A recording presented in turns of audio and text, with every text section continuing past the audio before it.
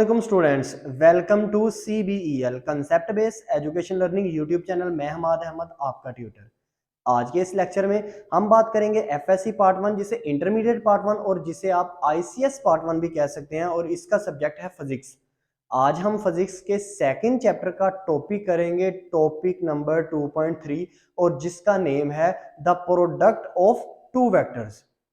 किसी भी दो वेक्टर्स का अगर प्रोडक्ट लें, प्रोडक्ट मीन उनको मल्टीप्लाई करें, तो क्या नताज निकलते हैं, इस लेक्चर में हम ये देखेंगे। और अगर आप स्टूडेंट्स ने चैनल को सब्सक्राइब नहीं किया, चैनल को सब्सक्राइब करें, वीडियोस को लाइक करें और इन वीडियोस को ज़्यादा से ज़्यादा अपने फ्रेंड्स में शेयर करें ताकि आपके साथ साथ उनका भी बेनिफिट हो। क्यों? क्योंकि हम इंतहाई सिंपल और ईजी वे में आपको बता रहे हैं ताकि आपको आसानी से समझ आ जाए वो चीज़ आपको गाइड कर रही है।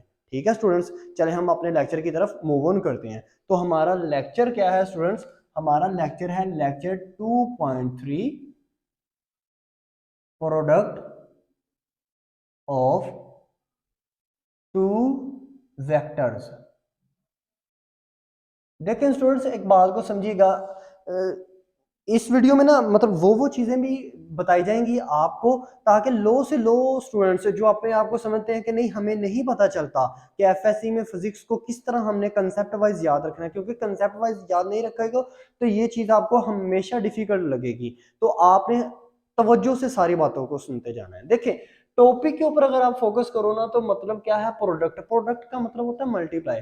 आप स्टूडेंट्स को शायद पता हो या शायद ना पता हो, मल्टीप्लाई को प्रोडक्ट भी बोलते हैं। मतलब दो वैल्यूज को मल्टीप्लाई करना, ज़रब देना, उनको आम लैंग्वेज में प्रोडक्ट भी कहते हैं। और प्रोडक्ट जो होती हैं, जो हमारी आम जो हम चीजें नहीं यूज करते जर्नली, हम जो भी चीज यूज करें, जैसे ये मार्कर है, जैसे ये व्हाइट बोर्ड है या डस्टर है, इनको भी प्रोडक्ट कहा जाता है। चीजों के लिए भी प्रोडक्ट का लफ्ज इस्तेमाल किया जाता है, ठीक है ना। लेकिन फिजिक्स में आप प्रोडक्ट का वर्ड आ जाए ना, याद रखना, तो उसको आपने मल्टीप्लाई समझना है, ठीक है। तो प्रोडक्ट ऑफ टू वेक्टर्स, दो वेक्टर्स को आपस में प्रोडक्ट किया जाए या उनको प्रोडक्ट आपस में मल्टीप्लाई कैसे करना है हमने दो वेक्टर्स को, तो ये हम सीखेंगे। एक बात अब सुनो, जब भी हम ना दो वेक्टर्स को, चाहे वेक्टर ए हो, बी हो, सी हो या डी हो, दो या दो से ज्यादा हो सकते हैं, ए बी सी हो, तीन वेक्टर्स हो या चार वेक्टर्स हो, डी ई एफ जी ए, चार वेक्टर्स आपके पास हो, तो जब उनको प्रोडक्ट की मल्टीप्लाई किया जाए ना, जब उनको प्रोडक्ट दिया जाए या उनको प्रोडक्ट किया जाए या उनको मल्टीप्लाई किया जाए ना स्टूडेंट्स, तो याद रखना दो किस्म की आपको नतीजे में ना, रिजल्ट में दो किस्म की आपको प्रोडक्ट मिलती हैं। एक प्रोडक्ट आपको दो वेक्टर्स को, दो या दो से ज्यादा वेक्टर्स को मल्टीप्लाई देने से एक जो रिजल्ट में प्रोडक्ट आपको मिलती है वो कहते हैं उसको स्केलर क्वांटिटी या स्केलर प्रोडक्ट, या दूसरी आपको जो मिलती है वो है आपकी वेक्टर प्रोडक्ट। मिसाल के तौर पर मिसाल लेते हैं, देखो मैंने ना फोर्स, मेरे पास एक वेक्टर है, मैंने उसको मल्टीप्लाई किया डी से, डिस्प्लेसमेंट से, तो मेरे पास क्या आया, मेरे पास वर्क डन आया। तो वर्क डन मेरा क्या है, स्केलर प्रोडक्ट है, ठीक है ना स्टूडेंट्स। कहने का मतलब क्या है, जब दो या दो से ज्यादा वेक्टर्स को मल्टीप्लाई करें तो हमें रिजल्ट क्या है, स्केलर प्रोडक्ट। या दो से ज्यादा वेक्टर्स को मल्टीप्लाई करें तो हमें रिजल्ट में जो जो प्रोडक्ट आए ना, या वो स्केलर होगी या वो वेक्टर होगी। तो आज की इस वीडियो में, जैसा कि आपको थंबनेल से भी पता चल गया होगा, आज की इस वीडियो में हम स्केलर प्रोडक्ट की बात करेंगे कि जब भी हम दो वेक्टर्स को आपस में मल्टीप्लाई करें ना, तो जब हमें स्केलर प्रोडक्ट मिलती है वो कैसे मिलती है, उसको हम कैसे सोल्व करेंगे, उसकी क्या क्या कैरेक्टरिस्टिक्स हो सकती हैं, डिटेल में इसके बारे में बात करेंगे। अब देखो, और इससे आने वाली नेक्स्ट वीडियो में आपको दो वेक्टर्स को मल्टीप्लाई देने से जो वेक्टर प्रोडक्ट मिलती है उसके बारे में डिस्कस करेंगे। तो आपने ध्यान से देखना है। ये तो मैंने ना एक आपको एग्जांपल बता दी। अब ना एक जनरल एग्जांपल लेते हैं, आम सी एग्जांपल लेते हैं। मिसाल के तौर पर ना मेरे पास एक वेक्टर है ए, एक वेक्टर है मेरे पास बी। तो जब भी मैं इनको ना मल्टीप्लाई करूंगा ना, तो मल्टीप्लाई देने से ना एक तो स्केलर प्रोडक्ट बनेगी, एक वेक्टर प्रोडक्ट बनेगी। हम बात करने लगे हैं ना स्केलर प्रोडक्ट की। तो जब भी दो वेक्टर्स को आपस में मल्टीप्लाई देना है ना, तो इनके दरमियान में एक डॉट आएगा। डॉट कैसे, ये देखो, आमतौर पे जब भी मल्टीप्लाई दे तो ऐसे क्रॉस का साइन आता है ना, नहीं, जब आपने स्केलर प्रोडक्ट बनेगी ना, जब आपकी दो वेक्टर्स को मल्टीप्लाई देने से स्केलर प्रोडक्ट बनेगी, तो याद रखना वो जो दो वेक्टर्स जिनको आपस में मल्टीप्लाई दिया जा रहा है ना, उनके दरमियान में डॉट हो। अगर तो दरमियान में डॉट हो तो याद रखना आपका रिजल्ट में जो स्केलर प्रोडक्ट, आपके रिजल्ट में जो प्रोडक्ट बनेगी वो स्केलर होगी। अगर दरमियान में क्रॉस हो तो आपके रिजल्ट में जो प्रोडक्ट बनेगी वो वेक्टर प्रोडक्ट बनेगी। इससे भी आप आइडिया लगा सकते हो। कुछ स्टूडेंट्स ये भी कहते हैं अच्छा सर ये आप लोग तो बड़े सिंपल वे में आप लोगों को तो पता होता है, याद किया होता है, तो आप लोग तो कह सकते हो ये स्केलर प्रोडक्ट है, दो वेक्टर को मल्टीप्लाई देके आई है, या ये दो वेक्टर को मल्टीप्लाई देके वेक्टर प्रोडक्ट आई है, तो हमें कैसे पता चलेगा ना, आपको, आपने तो पढ़ा है, आपको तो पता चल जाता है। सिंपल वे है। अगर दो आपको नहीं पता कि थर्ड वन, जैसे मिसाल के तौर पर ये वर्क डन नहीं आपको पता, इसके साथ ये समझो स्केलर प्रोडक्ट मैंने लिखा ही नहीं है, ठीक है ना, तो आपको कैसे पता चलेगा कि वर्क डन जो है वो एफ और डी, फोर्स और डिस्प्लेसमेंट को जब मल्टीप्लाई दिया तो वर्क डन आया, तो आपको कैसे पता चलेगा ये वर्क डन स्केलर प्रोडक्ट है या वेक्टर प्रोडक्ट बन के आई है।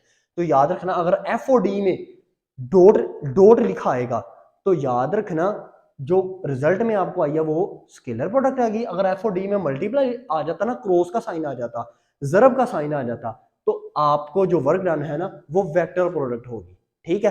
तो इसका मतलब क्या हुआ, स्केलर प्रोडक्ट को ना स्टूडेंट आप डॉट प्रोडक्ट भी कह सकते हो, इसलिए scalar product co dot product कहा जाता है। तो देखो ए वेक्टर डॉट बी वेक्टर, क्योंकि मैंने मल्टीप्लाई दिया, मुझे क्या चाहिए, स्केलर प्रोडक्ट चाहिए, तो मेरे पास आंसर वाला क्या आएगा, ध्यान से देखना, ए बी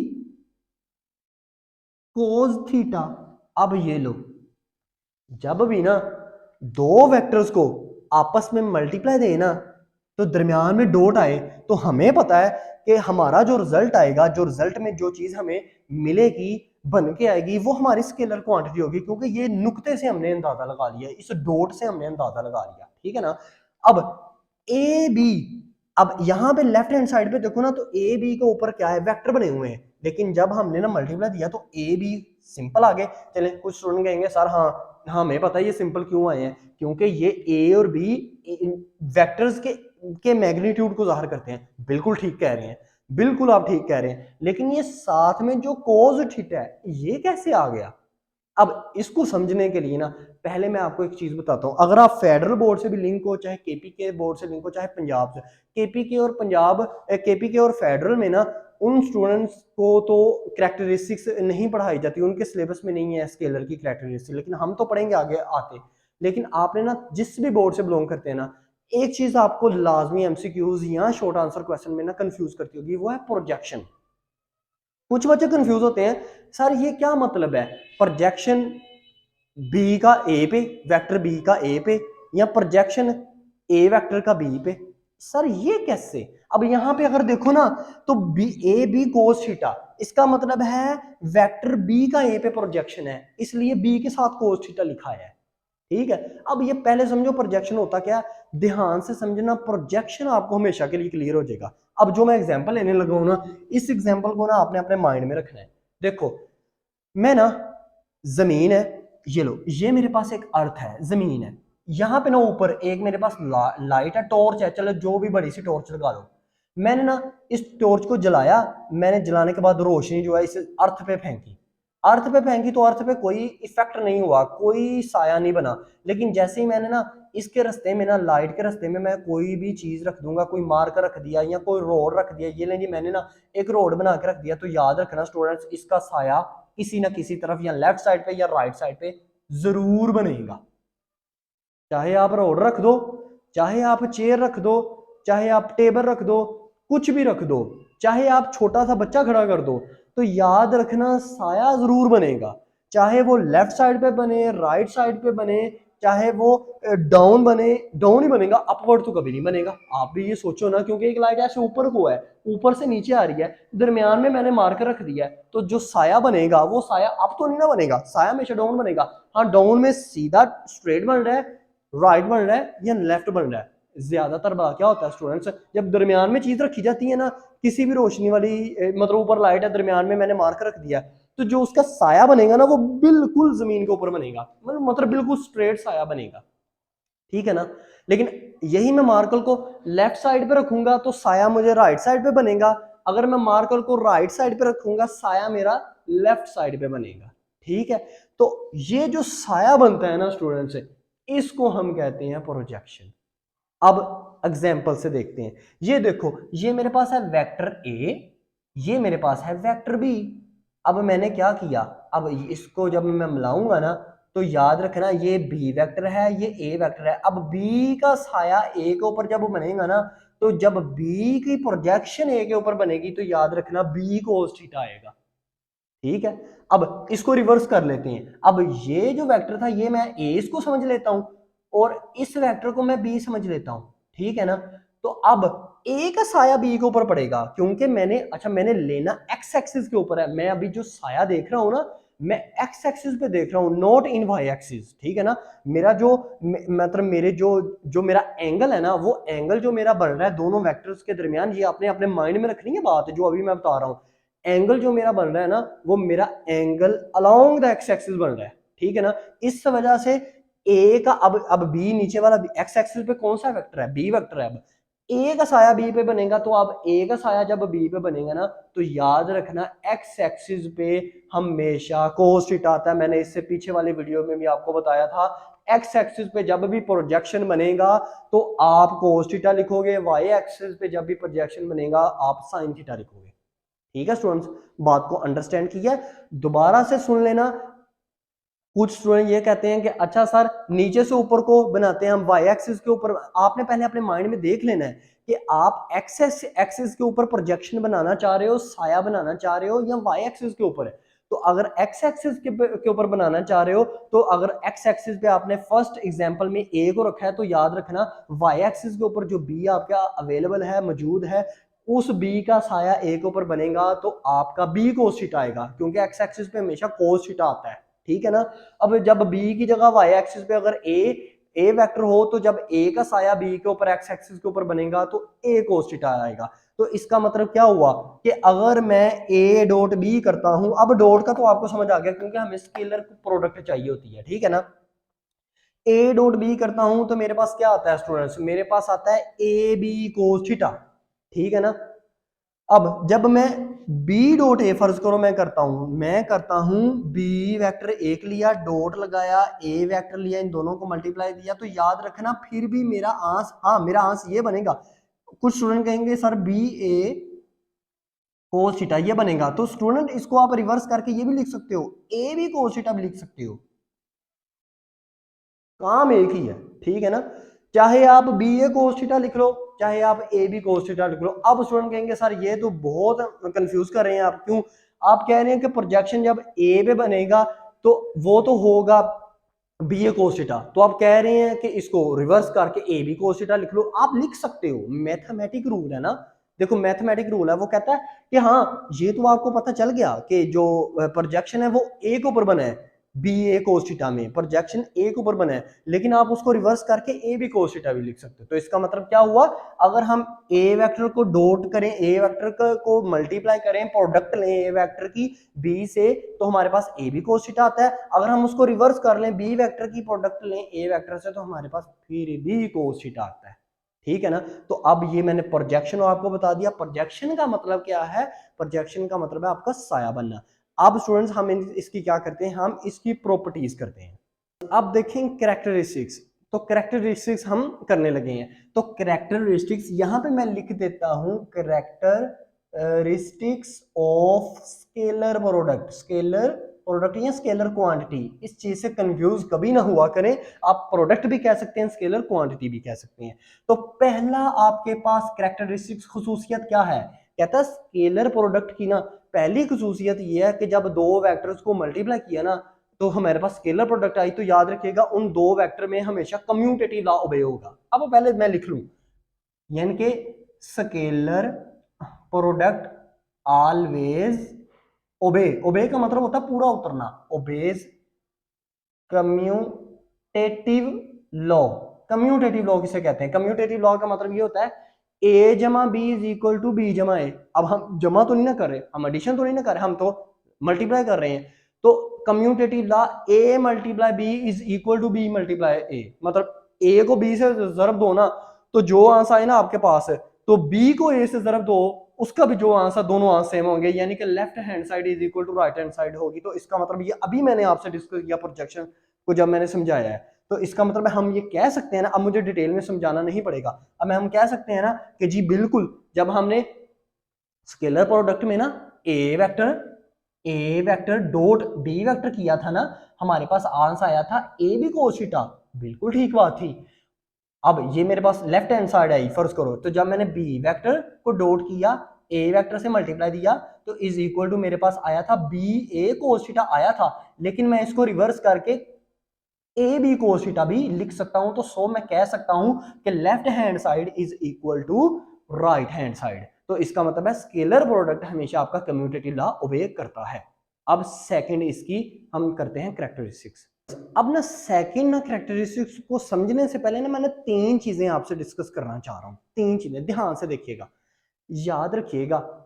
जब भी ना आपके दो वेक्टर्स जिनको आप मल्टीप्लाई कर रहे हो, वो कुछ भी वेक्टर्स हो सकते हैं, ए बी भी हो सकता है, बी सी भी हो सकता है, सी डी भी हो सकता है, ईटीसी, उनको जब हम मल्टीप्लाई करो ना, तो आपके अगर तो वो होंगे पैरेलल, तो हमेशा जो एंगल बनाएंगे ना, वो एंगल बनाएंगे आपका 0 डिग्री। मैं यहां पे लिख देता हूं, पैरेलल होंगे, पैरेलल यानी कि ऐसे और ऐसे, मतलब अब यहां पे वेक्टर की ए की डायरेक्शन क्या है जी, ईस्ट है, बी की भी डायरेक्शन ईस्ट है, और इसकी मैग्नीट्यूड भी सेम है। तो याद रखना ये हमेशा एंगल कौन सा बनाएगा, यानी कि थीटा कौन सा बनेगा, 0 degree. Okay students, I hope so आपको अंडरस्टैंड हुआ है। अब अगर तो ये परपेंडिकुलर बनाए, परपेंडिकुलर होंगे, परपेंडिकुलर, परपेंडिकुलर का मतलब होता है एक वेक्टर ऐसे है, एक वेक्टर ऐसे है, ठीक है, या एक वेक्टर ऐसे हो और दूसरा वेक्टर ऐसे हो, ठीक है, तो ये भी आपका परपेंडिकुलर होता है। ये हमेशा थीटा एंगल कौन सा बनाता है, 90 डिग्री। ओके स्टूडेंट्स, अगर थर्ड कंडीशन, अगर ये हो दो वेक्टर्स आपस में एंटी पैरेलल, मतलब एक की डायरेक्शन हो ईस्ट की तरफ, दूसरे की मैग्नीट्यूड सेम हो लेकिन डायरेक्शन उसकी हो वेस्ट की तरफ, तो याद रखना स्टूडेंट्स ये हमेशा एंटी पैरेलल होते हैं, और ये एंगल जो थीटा बनाते हैं ये 180 डिग्री बनाते हैं। इस चीज को पहले अपने माइंड में अंडरस्टैंड करो, अगर ना अंडरस्टैंड हुई तो आपको नेक्स्ट प्रॉपर्टी समझ में नहीं आएगी। दोबारा से मैं बताता हूं, अगर तो दो वेक्टर्स आपस में पैरेलल हो, एक ही डायरेक्शन में हो, चाहे वो डायरेक्शन ईस्ट हो सकती है, वेस्ट हो सकती है, नॉर्थ हो सकती है, साउथ हो सकती है, और उसकी मैग्नीट्यूड भी सेम हो, तो याद रखना वो आपस में पैरेलल वेक्टर्स कहलाएंगे। जब उनको हम मल्टीप्लाई देंगे तो हमेशा उसमें जो कोस थीटा, मतलब थीटा जो आएगा, वो हमेशा जो एंगल बनेगा वो 0 डिग्री बनेगा, इसका मतलब कोस होगा 0। डन है। अगर वो आपस में हो परपेंडिकुलर, परपेंडिकुलर का मतलब है अगर एक की डायरेक्शन नॉर्थ की तरफ है, दूसरी की डायरेक्शन साउथ की तरफ है, तो वो हमेशा परपेंडिकुलर कहलाएंगे। या एक की डायरेक्शन नॉर्थ की तरफ है, दूसरे की डायरेक्शन ईस्ट की तरफ है, तो वो भी परपेंडिकुलर है, उसमें हमेशा एंगल 90 डिग्री का बनेगा, यानी कि कोस होगा 90 डिग्री, ठीक है। और इसके अलावा अगर दो वेक्टर्स हों वो एंटी पैरेलल हों, एक जा रहा हो इस तरफ, एक जा रहा हो इस तरफ, तो हमेशा वो एंटी पैरेलल होते हैं, उसमें हमेशा थीटा जो है वो 180 डिग्री होता है, यानी कि कोस होता है 180 डिग्री। अब इसकी वैल्यूज को याद रखना, कोस 0 डिग्री पैरेलल में उसकी वैल्यू आती है 1, कैलकुलेटर से करके देख लेना, कैलकुलेटर से कोस 0 प्रेस करो, इक्वल प्रेस करो, 1 आएगा। कोस 90 डिग्री 0 आता है, कोस 180 डिग्री -1 आता है। याद हो गए, आई होप सो आपको अब याद हो गए। अब देखो हम जब कैरेक्टरिस्टिक्स करेंगे तो आपको इंशाल्लाह जल्दी से आ जाएंगे। अच्छा तो स्टूडेंट अब देखें, अब मैं आपको क्या बताने लगा हूं, सेकंड प्रॉपर्टी, सेकंड कैरेक्टरिस्टिक्स किसकी, स्केलर प्रोडक्ट की। When when vectors are parallel, जब वेक्टर्स हों पैरेलल, मतलब या ऐसे भी कह सकता है when theta mean angle, when theta is 0 degree, तो आपको पता है पैरेलल हो या आपको कहते हैं 0 डिग्री, तो आपने अपने माइंड में फौरन से ले ना कि कोस 0 डिग्री की बात कर रहा है, ठीक है ना। तो क्या होगा, मिसाल के तौर पर ये देखें, जब व्हेन वेक्टर्स आर पैरेलल या थीटा 0 डिग्री हो, तो क्या होगा, एक वेक्टर मेरे पास ए है, एक वेक्टर मेरे पास बी है, मैंने दोनों को मल्टीप्लाई किया तो मेरे पास आया ए बी कोस थीटा, जो कि मैंने आपको स्टार्टिंग में बताया है। तो कोस थीटा कितना, थीटा कितना है, थीटा है 0 डिग्री, तो कोस 0 डिग्री कितने बराबर होता है, वो 1 के इक्वल होता है। तो ए बी को 1 से मल्टीप्लाई करेंगे तो आपके पास आंसर क्या आएगा, ए बी आएगा। ठीक है। अब ये ए वेक्टर और बी वेक्टर इसकी वैल्यूज वो दे भी सकते हैं न्यूमेरिकल में, क्या वो कह सकते हैं एक वेक्टर मेरे पास ए वेक्टर जो है वो मेरे पास 2 है, बी वेक्टर मेरे पास 3 है, तो फिर ए बी क्या होगा, वो ए बी कोस 0 डिग्री 1 हो जाएगा, तो ए और बी मतलब 2 को 3 से मल्टीप्लाई करेंगे तो वो तो आपके पास 6 ही आएगा। ओके, तो 6 आपका आंसर हो जाएगा। ठीक है ना, आपने फार्मूला को अंडरस्टैंड करना है। अब ये हो गया पैरेलल में। अब एंटी पैरेलल में जब हो, मैं आपको तरतीब से लेके चल रहा हूं, ठीक है ना स्टूडेंट्स। अब anti when vectors are anti parallel, anti parallel होंगे तो आपने लाजमी से अपने माइंड में रख लेना है थीटा कौन सा होगा, 180 degree. Theta is equal to 180 degree. तो क्या होगा, एक मेरे पास वेक्टर है ए, एक मेरे पास वेक्टर है बी, दोनों को मैंने मल्टीप्लाई किया, स्केलर प्रोडक्ट होगी तो दरमियान में डॉट आएगा, जी बिल्कुल दरमियान में डॉट है, is equal to A B cos theta. अब थीटा कितना है 180 डिग्री, 180 डिग्री है तो -1 होगा, ए बी ब्रैकेट में आया -1, ए बी को -1 से मल्टीप्लाई करेंगे तो हमारे पास आंसर आएगा -ए बी, यानी कि ए बी की जगह फर्ज करो अगर 6 हो तो मेरे पास आंसर क्या आएगा -6। डन है स्टूडेंट्स। अब ये तो मैंने आपसे बात की एक जर्नल वेक्टर है मेरे पास। अब आप स्टूडेंट्स को भी पता है कि वेक्टर्स हमेशा लाए करते हैं दो दो मतलब दो सिस्टम जो है कोऑर्डिनेट सिस्टम में। एक होता है 2 डिमेंशनल कोऑर्डिनेट सिस्टम जिसको हम प्लेन कहते हैं, एक होता है 3 डिमेंशनल कोऑर्डिनेट सिस्टम जिसको हम स्पेस कहते हैं। जो प्लेन है आपके पास 2 डिमेंशनल कोऑर्डिनेट सिस्टम स्टूडेंट्स, उसमें आप स्टूडेंट को भी पता है कि एक्स एक्सिस फर्ज करें, ये मेरे पास वाई एक्सिस है, ये मेरे पास एक्स एक्सिस है, तो जो मेरे पास 2 डिमेंशनल होगा उसमें हमेशा आपके पास एक्स एक्सिस के अलोंग ये यूनिट वेक्टर बनेगा, वो बनेगा आई कैप। वाई एक्सिस के अलोंग जो आपका यूनिट वेक्टर बनेगा वो आपका बनेगा जे कैप इन 2 डिमेंशनल में। ठीक है ना, 2 डिमेंशनल कोऑर्डिनेट सिस्टम में। अब 3 डिमेंशनल कोऑर्डिनेट सिस्टम में एक्स एक्सिस के अलोंग क्या बनेगा आपका I cap, Y dimensional Y axis के ऊपर आपका क्या बनेगा जे कैप, और जेड एक्सिस के ऊपर आपका क्या बनेगा के कैप। अगर फर्ज करो पैरेलल हो, अब पैरेलल की बात करते हैं, वो कहता है मेरे पास वेक्टर नहीं है, मैंने वेक्टर की आपको डायरेक्शन बता दी है, वेक्टर की मैंने आपको यूनिट वेक्टर बता दी है।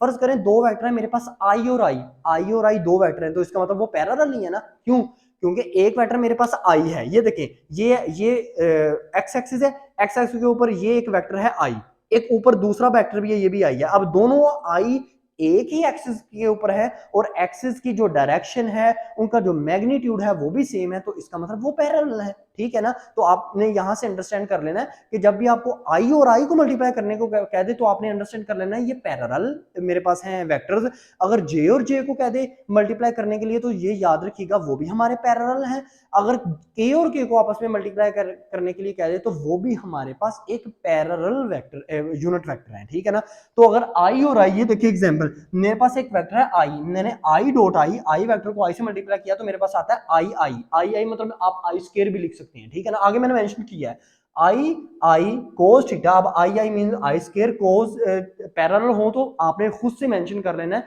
कि भाई थीटा यहाँ पे क्या होगा 0 डिग्री होगा।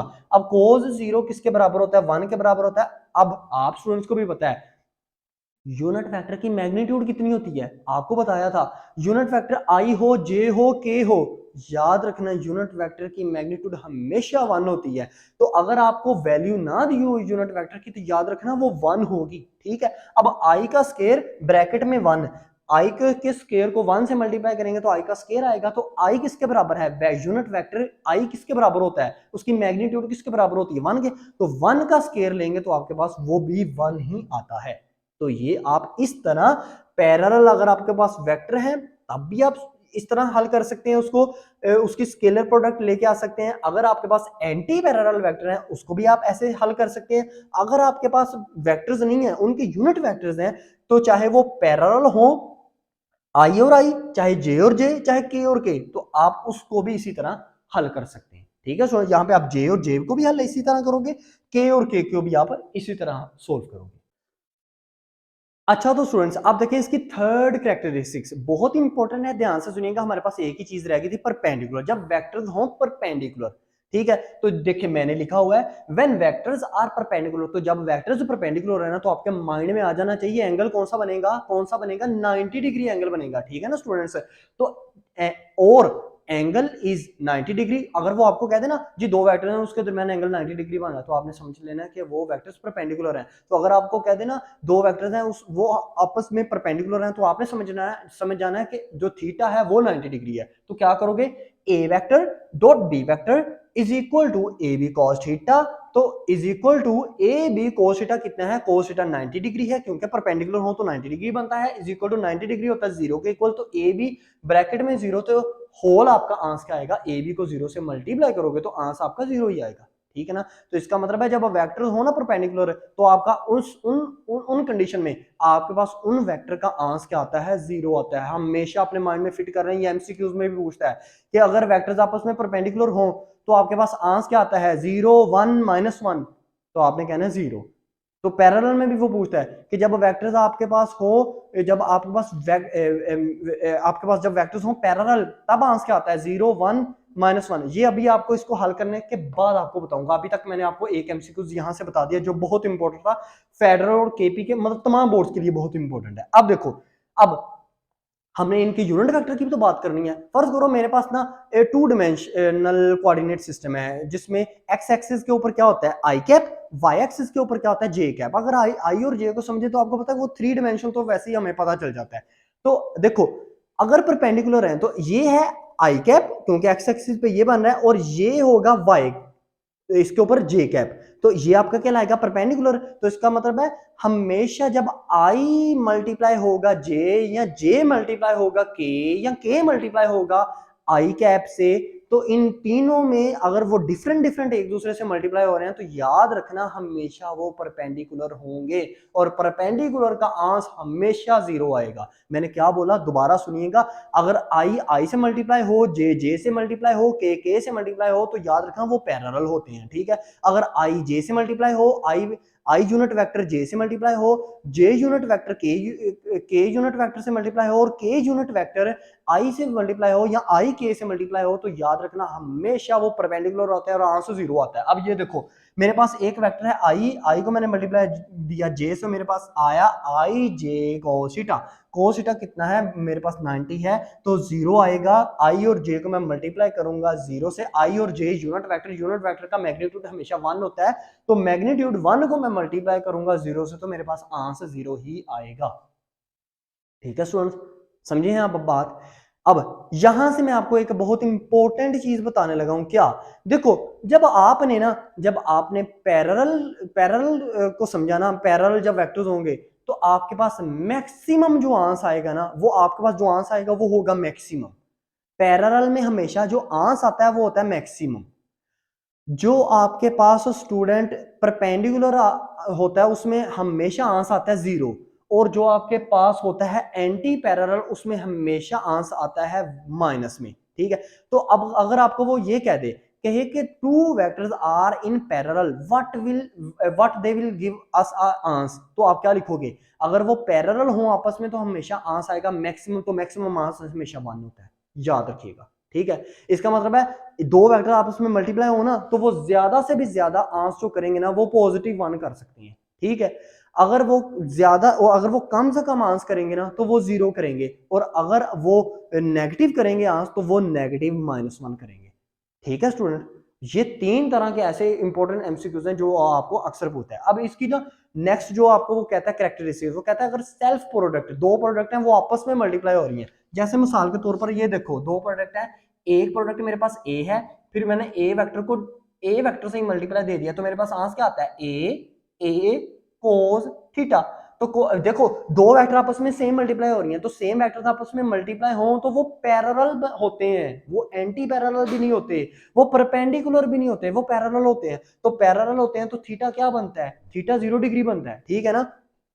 तो आपके पास क्या आएगा, A vector dot A vector is equal to A square cos theta, कितना आएगा 0 डिग्री। अब कोस थीटा 0 डिग्री किसके बराबर होता है, ए स्क्वायर 1 के कोस 0 1 के बराबर होता है, और 1 को ए स्क्वायर से मल्टीप्लाई देंगे तो आपके पास आंसर क्या आएगा, ए का स्क्वायर। तो ये आपका सेल्फ प्रोडक्ट में हमेशा आंसर क्या आता है, जो आपके पास वेक्टर मौजूद होता है, चाहे वो ए हो, ए को ए से मल्टीप्लाई करना हो, चाहे बी को बी से मल्टीप्लाई करना हो, सी को सी से, डी को डी से, ई को ई से, किसी को भी अगर उसके अपने ही मैग्नीट्यूड से मल्टीप्लाई करना हो तो हमेशा उसका आंसर स्क्वायर में आएगा, ठीक है। अब इसकी लास्ट और बहुत इंपॉर्टेंट प्रॉपर्टी है क्या, वो ये कहता है कि अगर आप रेक्टेंगुलर कंपोनेंट्स इन वेक्टर्स के दो या दो से ज्यादा वेक्टर्स के रेक्टेंगुलर कंपोनेंट्स को आपस में मल्टीप्लाई दो, तो फिर कहता है मुझे आंसर निकाल के बताओ। वहां रेक्टेंगुलर कंपोनेंट्स मींस क्या, आपको बताया था ना, रेक्टेंगुलर कंपोनेंट्स जिसमें वो आपका 2 डिमेंशनल भी आ जाता है, 3 डिमेंशनल भी आ जाता है, मिसाल के जरिए से सीखते हैं। अच्छा तो स्टूडेंट्स अब देखो फोर्थ प्रॉपर्टी, जिसमें रेक्टेंगुलर कंपोनेंट्स को अगर हम मल्टीप्लाई करें ना तो स्केलर प्रोडक्ट तो बने, लेकिन वो आंसर हमारा कैसा आएगा। मिसाल के तौर पर रेक्टेंगुलर कंपोनेंट्स क्या, ए वेक्टर के रेक्टेंगुलर कंपोनेंट्स मतलब आई कैप जे कैप या के कैप, बी वेक्टर के रेक्टेंगुलर कंपोनेंट्स क्या, आई कैप जे कैप और के कैप, अगर तो वो स्पेस में है मतलब 3 डिमेंशनल कोऑर्डिनेट सिस्टम में है। अगर 2 डिमेंशनल कोऑर्डिनेट सिस्टम में है तो ए वेक्टर के रेक्टेंगुलर कंपोनेंट्स क्या होंगे, आई कैप और जे कैप, और बी वेक्टर के रेक्टेंगुलर कंपोनेंट्स क्या होंगे, वो भी आई कैप और जे कैप। अब उनके साथ वैल्यूज भी मैग्नीट्यूड भी साथ दिखा सकता है। देखो जो कि मैंने आपको एक्सप्लेन करने की कोशिश किया, ध्यान से देखिएगा इस एग्जांपल को समझ के, समझिए ये होल टॉपिक आपको समझ में आ गया, ठीक है ना। अब देखो ए वेक्टर है मेरे पास, ए वेक्टर एक वेक्टर मेरे पास ए है, उसका क्या है मेरे पास 2i+3j, ठीक है, मतलब टू डिमेंशनल में है ये, ठीक है, 2 डिमेंशनल कोऑर्डिनेट सिस्टम में है। अब बी वेक्टर है मेरे पास, वो है 3i+2j, कहता है इसको मल्टीप्लाई करके मुझे दो, तो मल्टीप्लाई करेंगे तो क्या आएगा, स्केलर प्रोडक्ट, हम स्केलर प्रोडक्ट का पढ़ रहे हैं ना, तो हम दरमियान में डॉट लिखेंगे A vector dot B vector is equal to 2i+3j, bracket में दरमियान में डाला डॉट, फिर ब्रैकेट ओपन की 3i+2j। अब इन दोनों को मल्टीप्लाई करो, आई 2i को फर्स्ट वन देखो, पहली ब्रैकेट का पहला वाला उठाओ 2i, और सेकंड ब्रैकेट के पहले हिस्से से उसको मल्टीप्लाई दो, वो सेकंड में क्या है 3i, 2 और 3, 2 3 सर कितने होते हैं 6, तो मैंने लिख दिया 6 ब्रैकेट में लिख दिया i डॉट आई, आई को आई से मल्टीप्लाई किया ना। अब ये i डॉट आई का क्या मतलब हुआ, ये पैरेलल है, सही है ना। मैंने कहा था ना जब दो यूनिट वेक्टर आपस में एक ही तरह के हों और आपस में मल्टीप्लाई हों, वो याद रखना पैरेलल होते हैं। अब यहाँ पे हमें उसने बताया नहीं था कुछ भी, हमने खुद से ज्यूम कर लिया कि ये पैरेलल है, क्योंकि 2 3 6 और ब्रैकेट में आ गया i डॉट आई, तो पैरेलल होते हैं तो एंगल कौन सा बनता है, पैरेलल होते हैं तो एंगल बनता है 0 डिग्री, वैल्यू क्या होती है cos 0 की 1, याद रखिएगा। अब देखो मैंने 2i को दोबारा, अब पहले को उठाया पहले से मल्टीप्लाई दिया, दूसरे के पहले से मल्टीप्लाई दिया, अब पहले के पहले को उठाओ दूसरे के दूसरे से मल्टीप्लाई दियो, मतलब 2i को मल्टीप्लाई देना है 2j के साथ, तो 2 2 4, अंदर आ जाएगा i dot j, i dot j आएगा ना, क्योंकि i j से मल्टीप्लाई हो रहा है।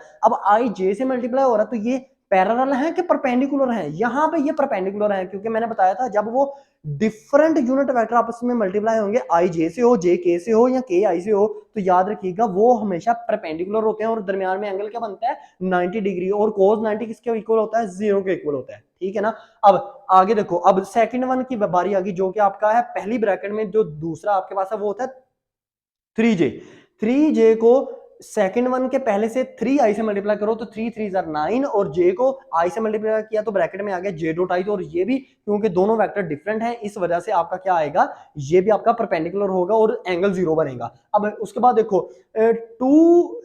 3j और एंड वाला आपके पास क्या है 2j, तो 2j और 3j ये क्या आएगा 2 3 6, और ब्रैकेट में आ जाएगा j डॉट j, और j डॉट j आपस में क्या है, सेम यूनिट वेक्टर है, सेम यूनिट वेक्टर हमेशा आपस में पैरेलल होते हैं, और एंगल बनता है 0 डिग्री, cos 0 1 के बराबर होता है। अब वही मैंने काम किया है, देखो 6 ब्रैकेट में मैंने डाल दिया 1, क्योंकि i डॉट आई आपस में पैरेलल थे और एंगल बना था 0 डिग्री, 1 आया, 6 को 1 से मल्टीप्लाई किया तो 6 ही आएगा, प्लस 0 मैंने लिखा, क्यों 0 इस वजह से लिखा क्योंकि i डॉट j है, i डॉट j में जो एंगल बनता है वो बनता है 90 डिग्री, क्योंकि आपस में परपेंडिकुलर है, दो मुख्तलिफ यूनिट वेक्टर जब आपस में मल्टीप्लाई होते हैं तो वो परपेंडिकुलर होते हैं, ठीक है ना स्टूडेंट्स। अब देखो वो 0 आया, क्योंकि जब दरमियान में ब्रैकेट में 0 आएगा तो 0 4 से मल्टीप्लाई होगा तो 0 ही आएगा। अब फिर क्या हुआ, फिर 9 + 9 j डॉट आई, ये भी 90 डिग्री का एंगल बनाएंगे, 0 डिग्री आएगा, 0 आएगा आपके पास, 0 को 9 से मल्टीप्लाई करेंगे तो प्लस 0 आएगा। फिर मैंने प्लस लिखा 6, j को j से मल्टीप्लाई किया j और j आपस में क्या है, पैरेलल है, पैरेलल या वेक्टर हैं आपस में, पैरेलल यूनिट वेक्टर हैं आपस में, जब पैरेलल यूनिट वेक्टर होते हैं तो उसका एंगल बनता है 0 डिग्री और 0 1 के बराबर होता है, तो 6 को 1 से मल्टीप्लाई किया तो 6 आया, इसका मतलब मेरे पास जो बाकी वैल्यूज बची 6 + 6 मेरे पास 12 आंसर आ गया, ठीक है। इस तरह दो वेक्टर्स को जो उसमें रेक्टेंगुलर कंपोनेंट्स पाए जाएं, आप उसको इस तरह हल करना है। इसका शॉर्टकट तरीका आपको बताऊं भला, आपने इसको कैसे हल करना। अगर आपने इसको ना बिल्कुल 2 मिनट में पेपर में क्वेश्चन आ जाना, तो इसको हल करना हो ना, बस लास्ट चीज आपको बताने लगा हूं। पेपर में आ जाए ये क्वेश्चन तो 2 मिनट में हल करने का तरीका क्या है। देखो, आपको पता है जो आई और आई वाले हैं ना, आई दोनों वेक्टर्स में जो आई है, जैसे ऊपर वाले में देखो ए में क्या है 2i, दूसरे में क्या है बी वेक्टर में क्या है 3i। इन दोनों को सीधा मल्टीप्लाई कर दो, मतलब 2 3 6, साथ में डाल दो आई डॉट आई, ठीक है। और जो जे वाले हैं उनको अलहदा से मल्टीप्लाई करो, 2 ऊपर वाले में देखो 3j और नीचे वाले में 2j, तो 2 3 ये भी 6 और जे डॉट जे। मतलब आप सीधा सा इसको ये लिख सकते थे, इधर देखना बस तरह 1 मिनट के लिए। आप देखोगे, अब लिखोगे 2 3 6 और ब्रैकेट में लिखोगे आई डॉट आई, फिर प्लस लिखोगे 2 3 6 ब्रैकेट में लिखोगे जे डॉट जे।